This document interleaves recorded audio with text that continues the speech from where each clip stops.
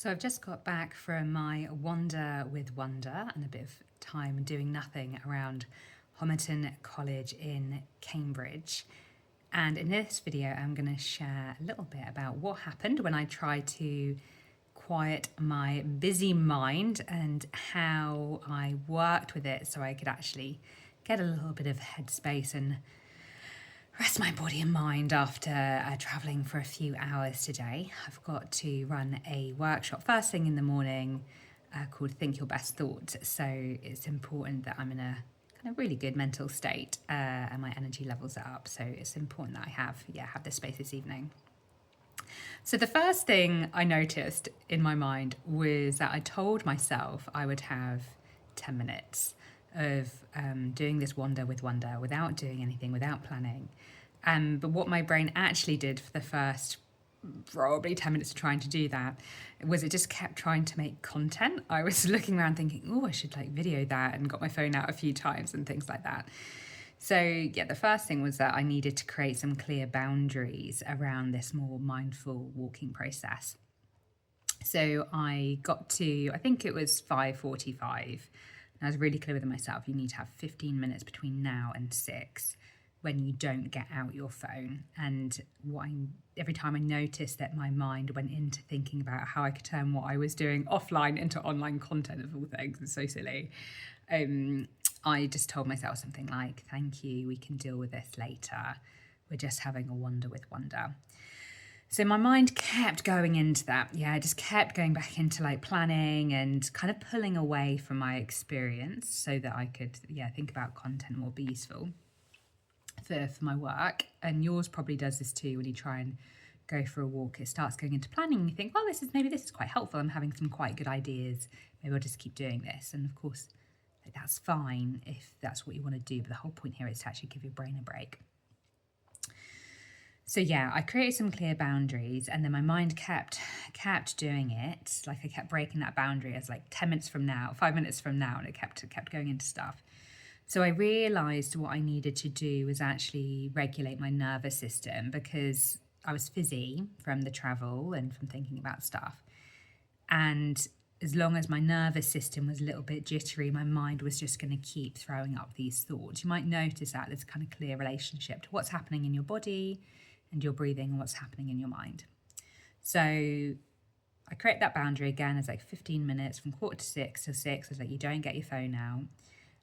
But then I actually had a strategy to help me keep to that, which was to not just try paying attention to my feet and surroundings, but to more actively relax into the body.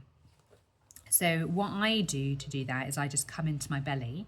Whenever I say come in, I mean just notice. So I notice the physical sensations in my belly. I noticed that it was tense. It's a little bit tense now, actually. And I just breathed in and breathed out. And I just did that for a few minutes. Really kind of releasing the tension on the out breath. And even as I'm doing it now, I can just feel everything slow down. And I can just feel the kind of tension easing in my belly, my breathing setting a little bit more. When I'm very chatty in my mind, I also notice that my throat can be quite restricted. So as well as relaxing my stomach and deepening my breathing, I notice what's happening around here and try and release tension down there too. So I think the problem with what I was doing to begin with is I was just trying to take my attention straight away from this busy mind down into my feet.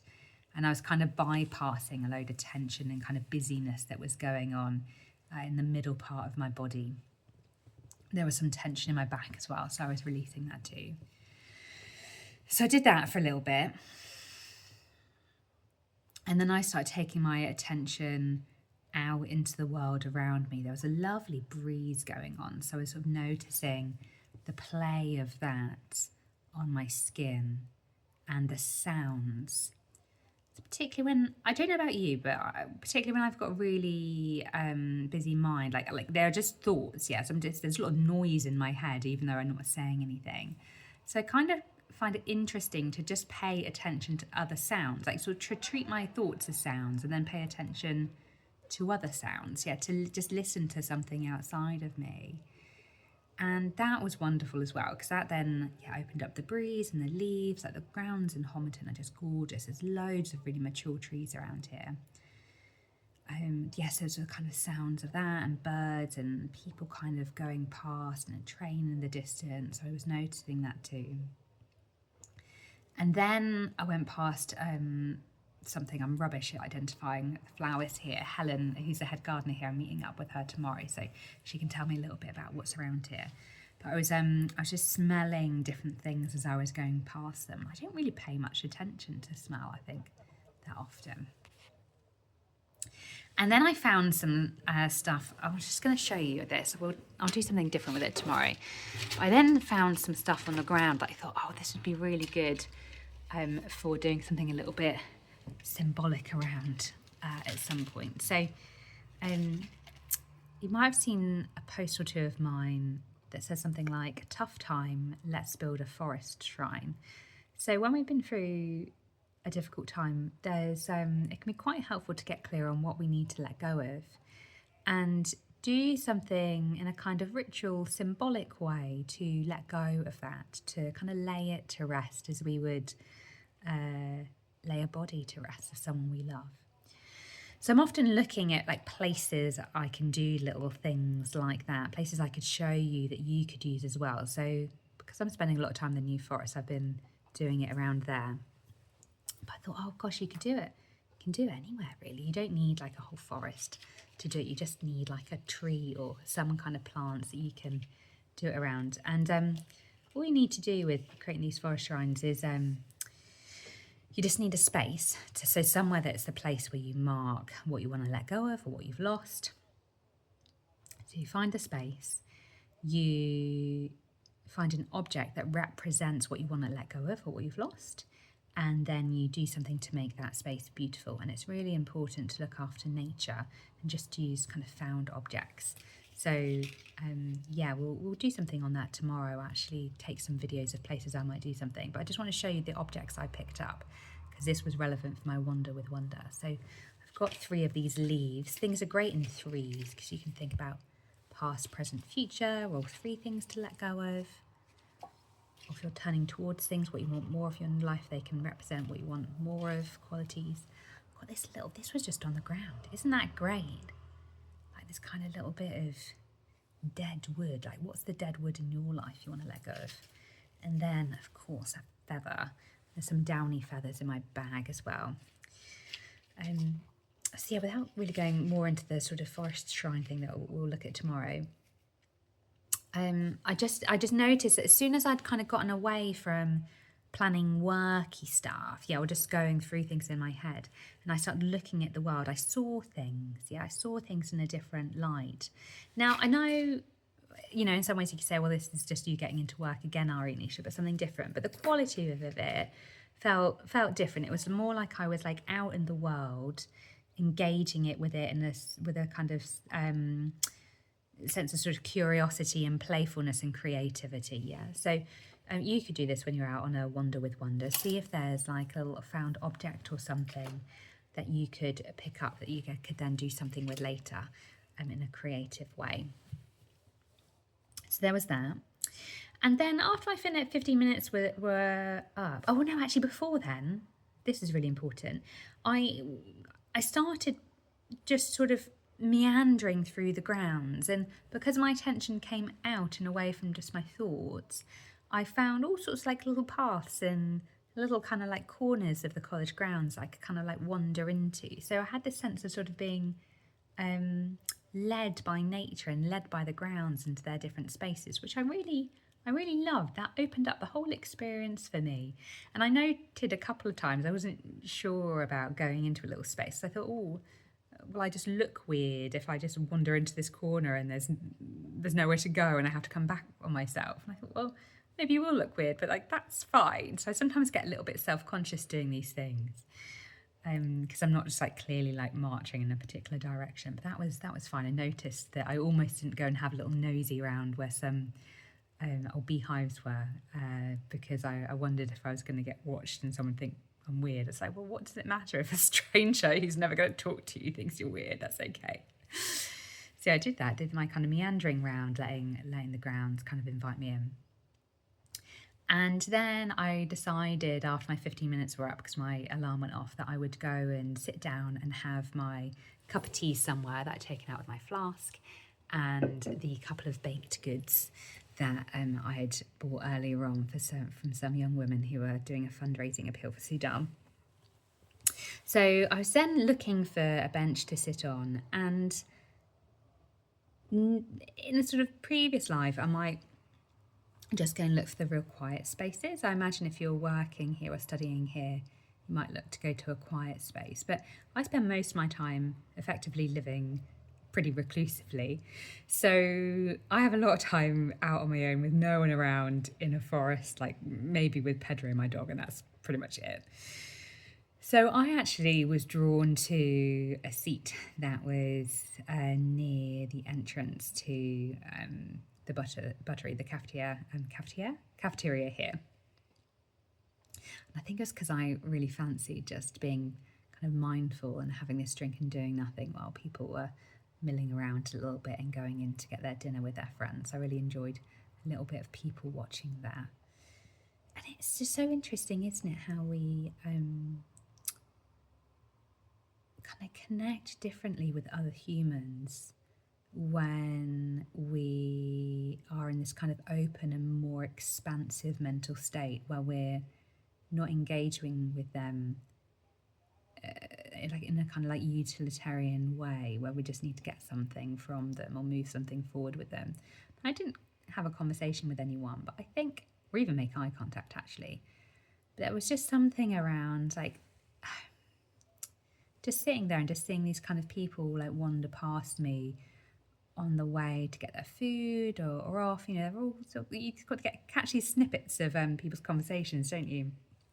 Someone saying how boring they think football is to watch, and they're meant to be an Arsenal fan but never really bother watching. That's like, I don't know what that was about, how they'd gone into that conversation. But yeah, I really appreciated that. See, I could feel my heart open to people, whereas earlier on in the day, when I was travelling and it was quite busy in London, I felt my heart closed off, but with a bit more space, there was that kind of openness. And it got me thinking about my time in Cambridge, because I was at Pembroke College way back in 2008 for 3 years, graduated 2011. And when I came back as an alumni years later to start volunteering, I noticed that my relationship with the grounds had really changed because I wasn't worried anymore about getting my degree. And then it dawned on me that that probably isn't the only reason why, you know, I didn't sort of fully take in the beauty of this space. You know, imagine if you're working here as well, that you can just kind of end up getting your head down a little bit and getting on with things without kind of really appreciating what you've got. Because it's the same for me in the New Forest. Like everyone, you know, my life is glorious there. And it's very easy to have a very, very preoccupied mind. So yeah, it just got me reflecting on how like your external environment does matter. Like I'm definitely happier in Cambridge spaces, especially the colleges where they're, you know, a little bit kind of sectioned off from the rest of the world. So I'm definitely happier here than say in London when it just feels very busy and very overwhelming for my ADHD brain. So that does make a difference in terms of level of stimulation on your nervous system. But the quality of mind and the perspective that you bring to your experience has a profound impact on like your sense of that place and how much you can kind of enjoy it and notice about it. So there's something in there, isn't it, around wow, it's literally like beauty is in the eye of the beholder, or peace is in the eye of the beholder. You could be in awful mental states here, or you could be in glorious ones, and that will really affect how you see the environment. So I had a little tangent there that popped up, and then I just watched just watch my mind for a bit more. 15 minutes had been over a while ago. You know, that was when I decided to sit down and have my tea. And I had a moment, I thought, okay, what do you want to do? Do you want to actively do more mindfulness practice?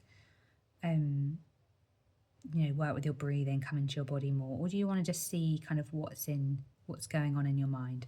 Because I think it can be quite helpful to just have a period where we aren't doing anything and we're just noticing what pops up, the kind of content that bubbles up from below.